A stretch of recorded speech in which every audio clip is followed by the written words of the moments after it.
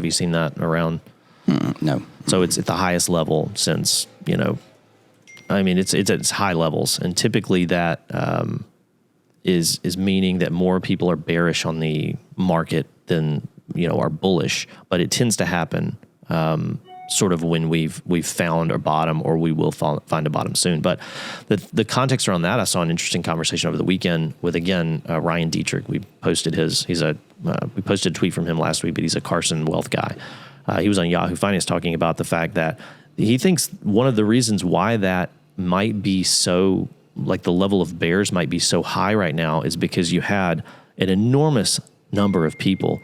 I mean, even in my own personal life, I saw this, an enormous amount of people throwing money at NVIDIA and the Mag 7 stocks because they were in the news constantly. They're going up.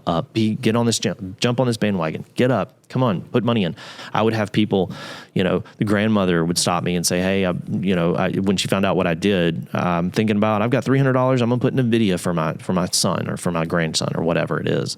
And that was common. A lot of people were doing that hadn't historically done that. So now that everything is sort of shaking out, and those names in particular have fallen so hard, is that's causing concern among those people that maybe, may have tendencies to be more, negative about where the market's headed. But could it also have a correlation between spending?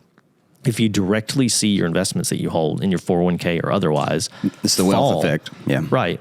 Are you going to be more conservative in other areas of your finance? Because you see, and I don't even know that a lot of people have access to those stock tickers in their 401ks, but most of the time they don't. But it's the whole environment. If you pay attention, if a retail person is just paying attention, most of the time you're paying attention to crafted narratives that don't necessarily give you the whole picture, which is why when you hear people speak negatively about the market, or you have the bears, which is people that expect the market to go down, because they're pointing to specific things that you see in the news cycle, they always seem smarter than they actually are.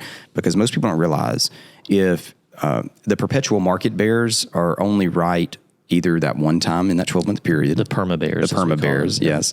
Or right once every 4 years. And they sound really smart when they're pointing out all these specific things, but they're wrong 99% of the time per market day. So, right, but they're the way they frame that, because I know of a lot of YouTube channels and social media posters that fit that classification, that fit that narrative. I'm sure you do too. Mm-hmm.